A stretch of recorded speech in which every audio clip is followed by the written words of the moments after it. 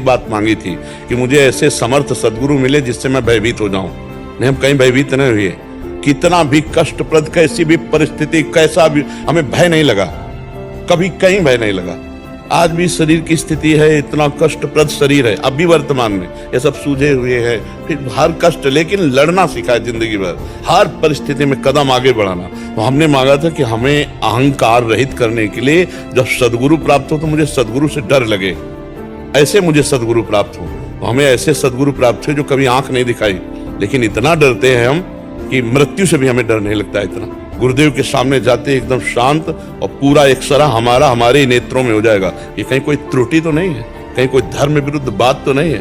तो ऐसे हमें प्रगट में गुरुदेव चाहिए जिनकी डांट से हम सुधर सके, जिनकी चरण रज के प्रताप से हमारा अहंकार नष्ट हो सके, और जिनको हम माँ की तरह दुलार करते पाए और पिता की तरह शासन करते पाए।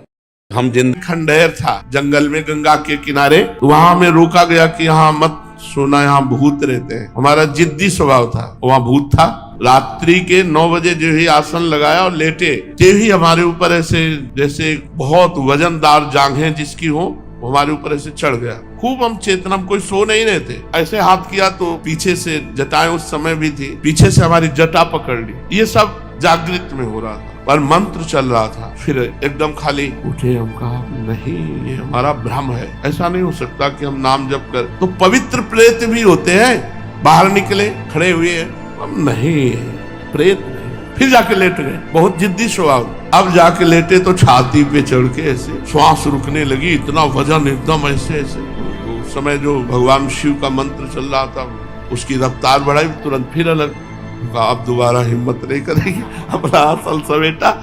और थे कि वो अच्छा आदमी जो सामने रहता था मकान में, उसने देखा तो उनका, इसका मतलब है तुम कुछ गड़बड़ करके आ रहे हो। तो उनका, देखो हम तुम्हें बॉक्स में जितना है इसका आधा दे देंगे, चुपचाप अपने घर वापस चले जाओ, हम लोग भी चुप चले जाएंगे, फिर सुबह आके हम सब बना लेंगे। तो उसने कहा ऐसा नहीं होने देंगे, हम हल्ला मचाते हैं। उसने हल्ला मचा दिया, और राजकीय कर्मचारी, उनको गणित सब पक्की होती है, और जो ही हल्ला मचाए सोई उन्होंने पकड़ लिया उसको और बॉस को उसके नजदीक रख दिया और कहा हमें पता है तू मार के आ रहा है और बचने के लिए नाटक कर रहा है। तो अब पूरी समाज में ने ये बात फैला दी कि इसने स्वर्णकार को मारा और ये बॉक्स ले जा रहा था, हमने पकड़ा इसलिए इसने हल्ला मचा दिया। पूरा केस उल्टा हो गया और सबको 100% समझ में आया ऐसा ही है किसी, और वो चिल्ला चिल्ला के कह रहा है, लेकिन उसकी कोई बात नहीं सुन रहा। मुकदमा हुआ, जज के सामने जब खड़ा हुआ हो तो रो दिया और कहा जिसकी कसम खवा लो, यद्यपि मैं फंस चुका हूँ, उनके पास प्रमाण है, मेरे पास प्रमाण नहीं, पर मैं आपसे रो के कहता हूँ। उनसे एक बात मांगी थी